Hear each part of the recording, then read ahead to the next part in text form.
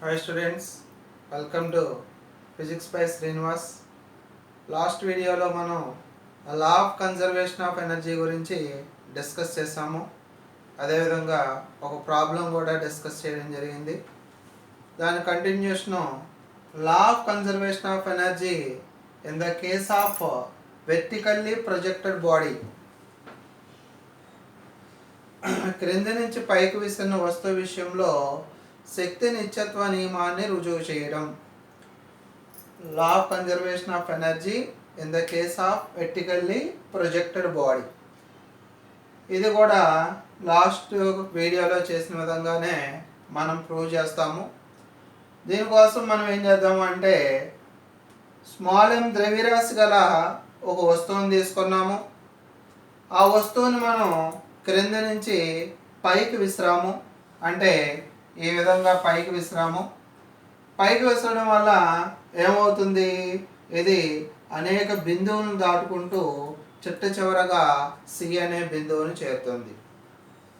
ఇప్పుడు అన్ని బిందువుల వద్ద మనం శక్తి నిత్యత్వ నియమాన్ని మనం రుజువు చేయలేం కాబట్టి సింపుల్గా మనం ఒక 3 బిందువులను తీసుకున్నాము.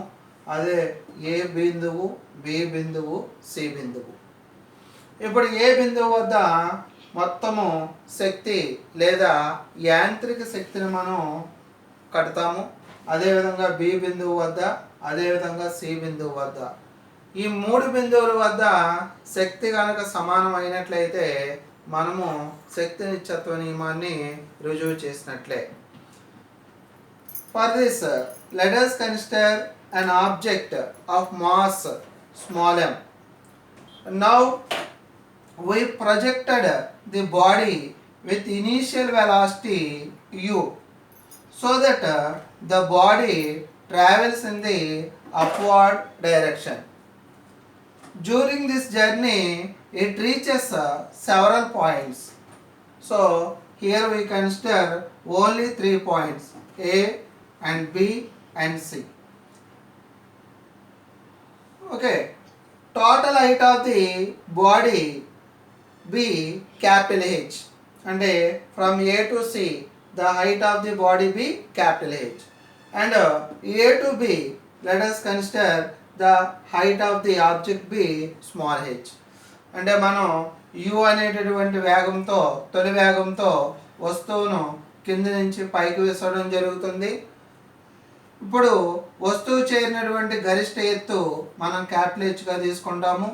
అదేవిధంగా బి బిందువు వద్ద అంటే ఏ నుంచి బికి గల దూరము లేదా ఎత్తు ఎంతగా తీసుకోవడం జరుగుతుందంటే స్మాల్ హెచ్గా తీసుకోవడం జరుగుతుందండి. ఇప్పుడు డెరైవ్ చేద్దాము. ఏ విధంగా, ఫస్ట్ అట్ పాయింట్ ఏ దగ్గర చూద్దాం. లాస్ట్ వీడియోలో చేసినట్లుగానే సేమ్ మనం క్యాలిక్యులేట్ చేస్తాము. అట్ పాయింట్ ఏ బిందువు వద్ద first of all potential energy కడదామండి. ఏది కట్టుకున్నా పర్లేదు. So potential energy at point A, at point A, దీన్ని మనం పిఈఏ అంటాము.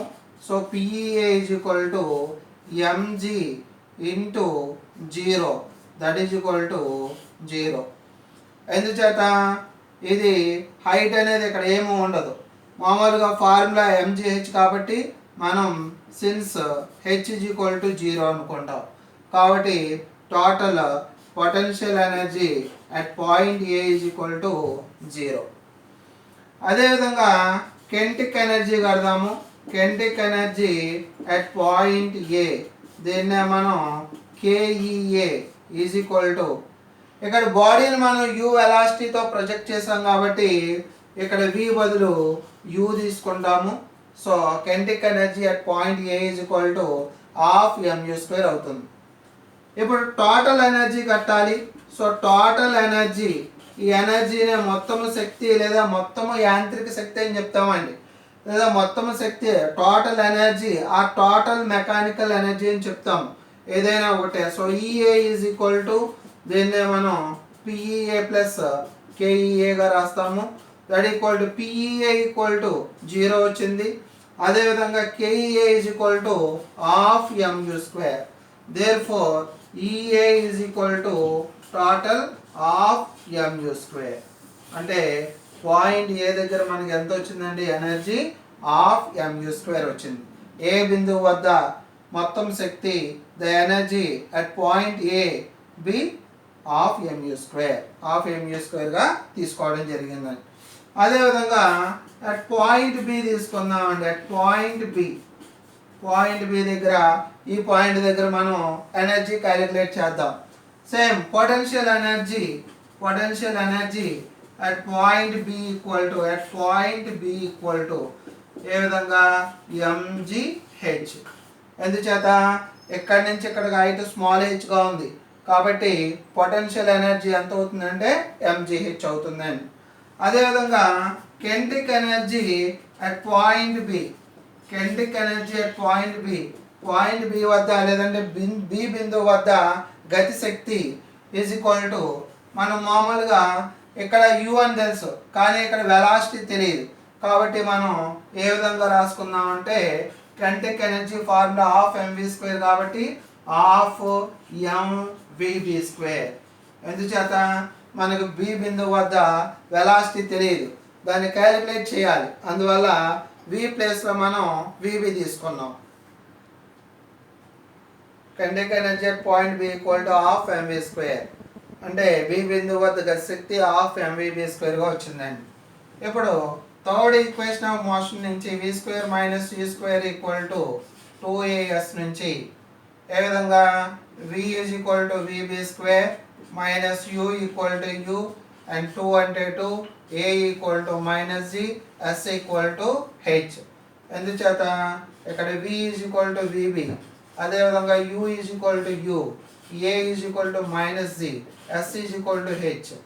అంటే ఇక్కడ వెర్టికల్లీ అప్వార్డెడ్ బాడీ కాబట్టి అంటే మనం క్రింద నుంచి పైకి విసురుతున్నాం కాబట్టి a is equal to minus జీగా కన్సిడర్ చేసుకున్నాము.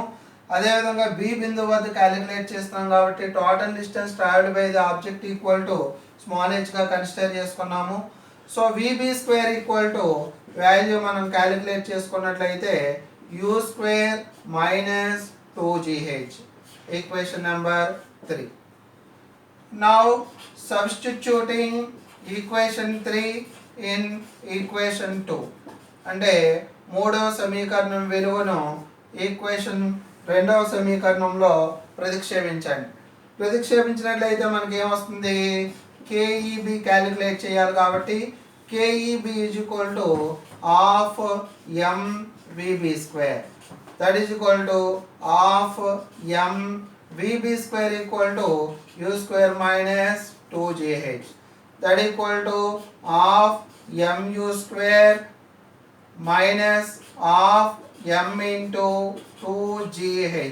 2 get cancelled that equal to half mu square minus mgh. So total energy రాద్దామండి. మొత్తం శక్తి total energy at point B బిందువు వద్ద మొత్తం శక్తి EB is equal to PEB plus KEB. Here PEB is equal to mgh and KEB is equal to half mu square minus mgh.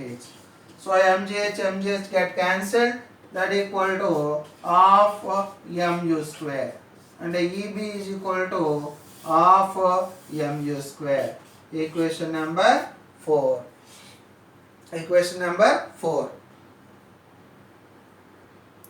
So B point దగ్గర మనకి total energy EB is equal to half mu square వచ్చిందండి. Now at point C calculate చేద్దాం. At point C తీసుకున్నట్లయితే potential energy at point C బిందువు వద్ద స్థితి శక్తి PEC is equal to ఎలా రాసుకోవచ్చు mg ఇంటూ క్యాపిటల్ హెచ్. ఏ విధంగా టోటల్ హైట్ తీసుకోవాలి అందువల్ల small H equal to capital H పెట్టుకుంటే మనకి ఏమవుతుంది PEC ఈక్వల్ టు mgh అవుతుందండి. బట్ దీన్నే మనం ఏ విధంగా రాసుకోవచ్చు అంటే PEC is equal to mg into u square by 2g. అంటే ఎందుకు రాసాము ఇక్కడ హెచ్ ప్లేస్లో ఎంత రాసుకోవచ్చు u స్క్వేర్ బై 2g. ఇదేంటిది, దేని ఫార్ములా? ఒక వస్తువుని మనం u తొలి వేగంతో పైకి విసిరినప్పుడు అది చేరేటటువంటి గరిష్ట ఎత్తుకు సమీకరణం u²/2g అని తెలుసు. అందువల్ల మనం h = u²/2g అని రాసుకున్నామండి. హెచ్ని మనం ఏం చెప్తామంటే మ్యాక్సిమం హైట్ అని చెప్తామండి. The maximum height reached by the body is u²/2g. That equal to GG cancel అవుతుంది ఇందులో. దట్ ఈక్వల్ ఇంకెంత మిగులుతుంది మనకి? ½ mu² మిగులుతుందండి. అంటే పొటెన్షియల్ ఎనర్జీ ఎంత వచ్చింది మనకి? ½ mu² వచ్చింది. అదేవిధంగా కెనెటిక్ ఎనర్జీ క్యాలిక్యులేట్ చేద్దాం. Kinetic energy at point C, దీన్ని ఏ విధంగా రాస్తాం మనం? కేఈసీగా రాస్తాం. KEC is equal to ½ mv² కాబట్టి ½ m × 0. ఇక్కడికి రాబోతుకి ఏమవుతుంది అంటే velocity of the object equal to 0. అందువల్ల v ప్లేస్లో మనం 0 పెట్టుకోవాలి. దట్ ఈక్వల్ టు టోటల్ ఏమవుతుంది? 0 అవుతుంది. అంటే సి బిందువు వద్ద గతిశక్తి ఎంత వచ్చింది? 0 వచ్చిందండి. ఇప్పుడు total energy at point C చూద్దామండి. Total energy at point C is equal to at point C EC is equal to PEC plus KEC. That is equal to PEC is equal to ½ mu² plus KEC is equal to 0. That is equal to ½ mu². Therefore, EC is equal to ½ mu². This is equation number 5. ఇప్పుడు మనం equation 1, 4, 5 మనం observe చేస్తే ఏం తెలుస్తుంది అంటే EA is equal to EB is equal to EC is equal to ½ mu². అంటే A point దగ్గర, B point దగ్గర, సి పాయింట్ దగ్గర ఎనర్జీ ఎంత వచ్చింది మనకి? ½ mu² వచ్చింది. అంటే ½ mu² వచ్చిందంటే ఏంటి? ఎనర్జీ వాల్యూ కాన్స్టెంట్గా ఉంది. అంటే కాన్స్టెంట్గా ఉందంటే ఏ పాయింట్ దగ్గర అయినా ఎనర్జీ కాన్స్టెంట్. దట్స్ వై అందువల్ల ఏమవుతుంది మనకి? క్రింది నుంచి పైకి విసిరినటువంటి వస్తువు విషయంలో కూడా శక్తి నిత్యత్వ నియమము రుజువైనది. అందువల్ల ఇక్కడ ఏంటి? A is equal to EB is equal to EC is equal to ½ mu². That's why total energy at point A, at point B and at point C are equal. So that total energy is constant during the motion of the object. That's why law of conservation of energy is proved in the case of vertically projected body. Okay, thank you.